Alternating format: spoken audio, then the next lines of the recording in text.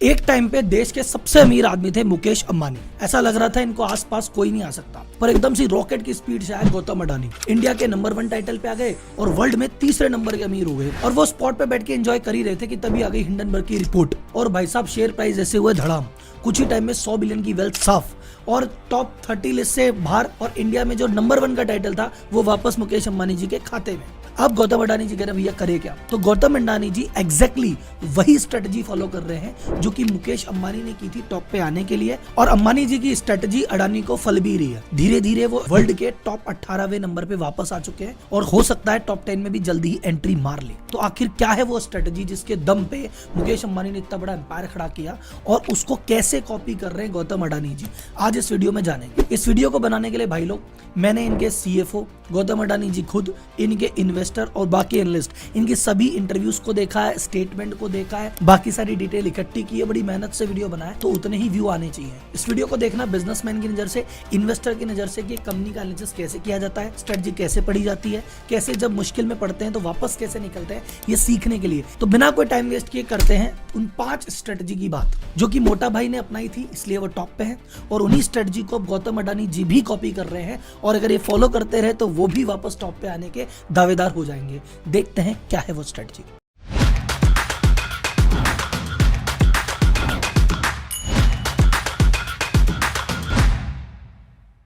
Adani group के crisis पे मैंने बहुत सारे वीडियो बनाए थे। क्या आरोप लगे उसको भी समझाया था, उस आरोप का क्या जवाब दिया गया उसको भी समझाया गया, उसके बाद उन्होंने क्या किया वो सब समझाया था।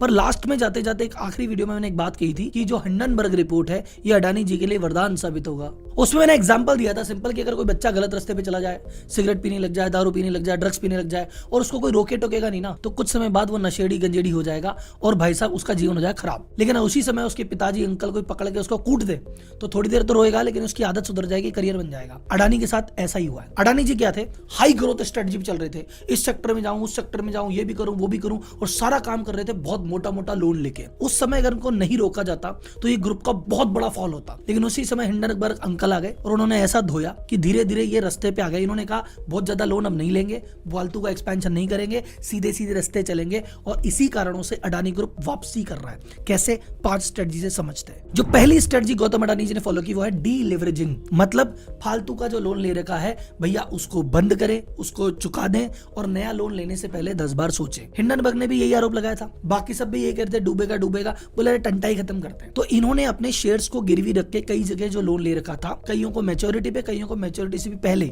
पे करके इन्होंने लोन पे कर दिया और अपने शेयर वापस ले लिए। ये इन्होंने 2.15 बिलियन यानी मोटा मोटी हो गया आपका 17,000 करोड़ के आसपास के लोन इस प्रकार चुका दिए। इसके अलावा 700 मिलियन यानी 5600 करोड़ का एक लोन था जो कि अंबुजा सीमेंट के लिए इन्होंने लिया था, उसको भी टाइम से पहले ही चुका दिया। राहुल जी इनको चुकाने के लिए नया लोन ले लिया क्या? नहीं भाई साहब ऐसा नहीं किया।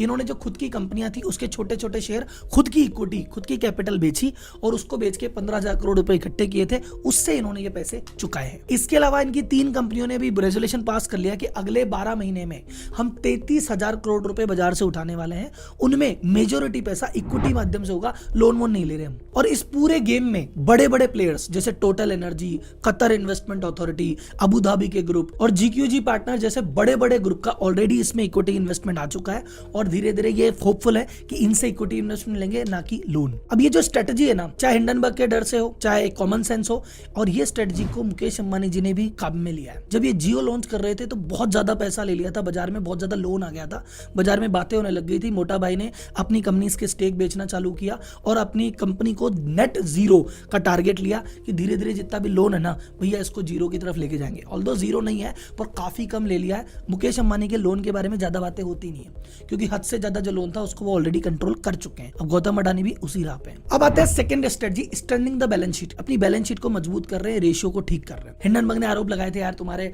कर्जे ज्यादा ले रखे हैं, ये रखे। उन्होंने कहा रुको, अब तक की हमारी जो रेवेन्यू है अब तक की बेस्ट है, हमारा ऑपरेटिंग कैश है वो अब तक का बेस्ट है। अभी जो 31 मार्च 2023 को अडानी ग्रुप की रिपोर्ट के अनुसार वो कह रहे हैं हमारे पास इस समय है 40,351 करोड़ रुपए कैश। और इसके अलावा जो हर साल हम फ्री कैश फ्लो यानी हमारे कॉपेक्स और कैपेक्स करने के बाद जो फ्री कैश फ्लो जनरेट होता है वो इस साल हमारा जनरेट होगा 37,538 करोड़। यानी अगले 12 महीने बाद हमारे पास जो होंगे 77,890 करोड़ रुपए। तो भैया हम किसी भी प्रकार का लोन चुकाने में सक्षम है।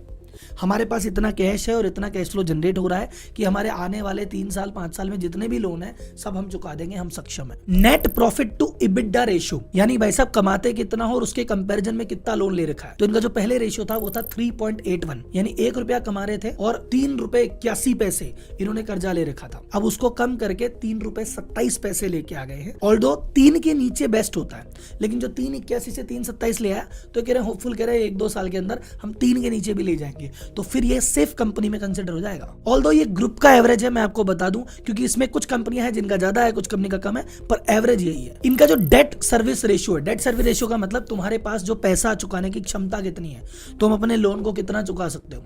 तो पहले वो थी 1.48, यानी जितना हमारा कर्जा है ना उसका 1.5 गुना चुका सकते हैं आराम से। अब वो हो चुका है 2.02 और 1.5 से 2 की रेंज बहुत अच्छी मानी जाती है, तो ये भी एक इंप्रूवमेंट हुआ है। और इनके जो CFO हैं उनका बयान है कि देखो भाई हमारे पास जितना कैश पड़ा है और जितना फ्री कैश फ्लो हम जनरेट कर रहे हैं, आने वाले समय में 2025 के बाद हमारा लोन से ये ज्यादा ही होगा, हमें कभी भी रिक्वायरमेंट नहीं पड़ेगी। तो उस समय मोटा भाई ने भी बहुत बड़ी रिस्ट्रक्चरिंग की थी, अपनी कई कंपनियां बनाई थी, सब्सिडरी होल्डिंग, बहुत सारे एडजस्टमेंट किए थे, तब जाके कंपनी की बैलेंस शीट बहुत मजबूत हुई थी और आज भी मजबूत है। तीसरा जो सबसे बढ़िया काम किया, जो मुझे भी लगा, इन्होंने अपनी ग्रोथ को थोड़ा स्लो डाउन कर दिया और बहुत ज्यादा जो डाइवर्सिफिकेशन कर रहे थे ना उसको रोक दिया। जो मेरा कोर गेम है उस पर तो मेरे पास पैसा आ ही रहा है, मेरे को तो माथाफोड़ी इस बात की थी, लोन इस बात के ले रहा था कि नए नए सेक्टर में घुसना था, उसके लिए पैसा चाहिए था, बोले मैं घुस ही नहीं रहा। इनके जितने भी कैपेक्स प्लान है कि जो जो मोटे खर्चे करने थे उसको उन्होंने रिवाइज कर दिया कि यार ज्यादा चीज नहीं करेंगे। क्या क्या चेंज किया है ध्यान से सुनते हैं। आपने बीच में एक न्यूज सुनी होगी, डीबी पावर से 1200 मेगावाट का एक प्लांट खरीद रहे थे, वो डील उन्होंने कैंसिल कर दी, बोले नहीं सर अभी नहीं ले रहे। गुजरात और आंध्र प्रदेश में वहां की जो टोल रोड लेने का एक 3000 करोड़ का कॉन्ट्रैक्ट था, कंपनी से डील कर रहे थे कि गुजरात और इस एरिया की ये टोल रोड हम ले लेंगे, वो डील भी कैंसिल कर दी, बोले अभी नहीं कर रहे। अडानी पावर ओरिएंट सीमेंट के साथ मिलकर एक सीमेंट ग्राइंडिंग का प्लांट डाल रहे थे,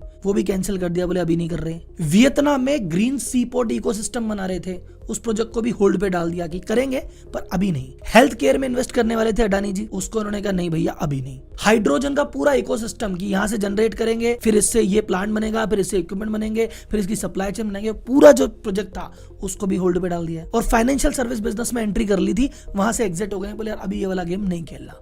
तो कुल मिला के बहुत सारे प्रोजेक्ट रोक दिए, बहुत सारे कैंसिल कर दिए, बहुत सारे होल्ड पे डाल दिए। तो अब डाइवर्सिफिकेशन फालतू का गया, अब सीधा फोकस उन्हीं चीजों पे जो कमा के दे रही है। नाउ स्ट्रेटजी नंबर 4 और द बेस्ट स्ट्रेटजी जो मैं व्यापारी TCO की क्लास में बार बार बताता हूं कि भाई साहब focus on your core sector. जिस चीज के तुम मास्टर हो, जो चीज तुम्हें आती है तुम उस पर ध्यान दो, अपने आप उसमें भी बड़े बढ़ने के बहुत सारे स्कोप हैं। तो अडानी ग्रुप ने कहा भी हम मास्टर किस चीज के हैं, हम मास्टर है इंफ्रास्ट्रक्चर प्रोजेक्ट के, यानी भाई साहब बिजली के, रोड के, पोर्ट के, इसके मास्टर है। हम कहाँ चीजों में जा रहे थे, अब फोकस करेंगे इन्हीं चीजों में। इनके CFO का बयान है और यहां से लगता है कि बड़े लोग कितना बड़ा सोचते हैं। इनका CFO का बयान है कि बोला अडानी ग्रुप किसी भी कंपनी में, किसी भी प्रोजेक्ट में इंटर जनरेशनल इन्वेस्टमेंट करता है। मतलब हम देखते हैं 30 साल देख के इन्वेस्ट करते हैं कि इस पीढ़ी ने लगाया, अगली पीढ़ी के हिसाब से इन्वेस्ट करते हैं। हमारा जो ग्रोथ सेक्टर है उसका भी फाउंडेशन ही कंप्लीट नहीं हुआ। अडानी पोर्ट इस समय जितना काम कर रहा है, हमारा प्लान है अगले 10 साल बाद हम उतना काम करेंगे जितना काम पूरा इंडिया कर रहा है। जैसे व्यापार TCO क्लास में कहता हूं तुम रूटीन में ही फंसे रहेगा यार, तुम सोचते हो आज क्या, कल क्या करूंगा, अगले हफ्ते क्या करूंगा।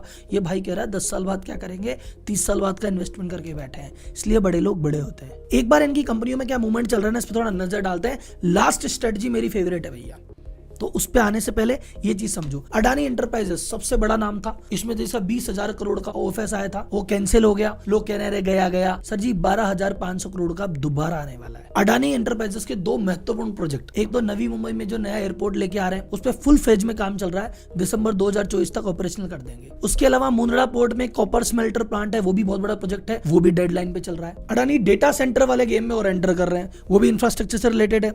उसमें उन्होंने जो विशाखापट्टनम है और नवी मुंबई है उसमें लैंड एक्वायर ऑलरेडी कर ली है, और नोएडा और हैदराबाद में 30% काम कंप्लीट और हो चुका है।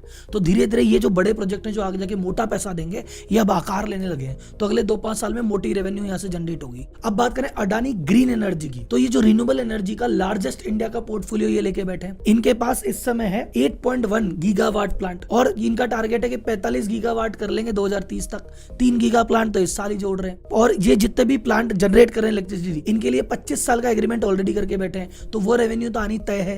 अडानी ग्रीन एनर्जी की टूटने के बाद भी जो पी है इसका 32 है, बाजार के स्टैंडर्ड से बहुत ज्यादा है। एक रिस्क ये भी है कि कल को डिस्कॉम पैसा नहीं दे तो क्या होगा, लेकिन वो रिस्क है, जब होगा जब देखी जाएगी। लेकिन इनका जो दूसरा एक चीज है अडानी पावर, वो ऑलरेडी प्रॉफिट कमा रहा है, और अभी तो भाई साहब बांग्लादेश से बिजली का एग्रीमेंट किया है कि बांग्लादेश को भी बिजली हम बेचेंगे। तो ये जो चौथी स्ट्रेटजी है कोर असेट पे फोकस करने की, ये भी मुकेश अंबानी वाला सीन है। इन्होंने पहले जामनगर रिफाइनरी बनाई, इंफ्रास्ट्रक्चर पे काम किया, ऑयल केमिकल इन पे काम किया, और उसके बाद जब यहां से पैसा कमाया तो उस पैसे को लगाया जियो में, और जियो में इंफ्रास्ट्रक्चर पे काम किया, लाइनें बिछाई, पोल बनाया, स्ट्रक्चर बनाया पूरा, और अब जाके पैसा कमाने लगे हैं B2C से। सेम देखा जाए तो हमारे जो अडानी जी है, गौतम अडानी क्या कर रहे हैं, इन्होंने इंफ्रास्ट्रक्चर पे काम किया, अभी भी कर रहे हैं, और जब इसका पैसा आएगा इसको और मोनेटाइज करने के लिए अब ये घुस रहे हैं B2C सेक्टर में, जो कि है 5वीं स्ट्रेटजी। देखो पावर बनाया, ये B2B बिजनेस है, बेचा किसको, डिस्कॉम को, फिर वहां से ट्रांसमिट किया, ये भी वो है।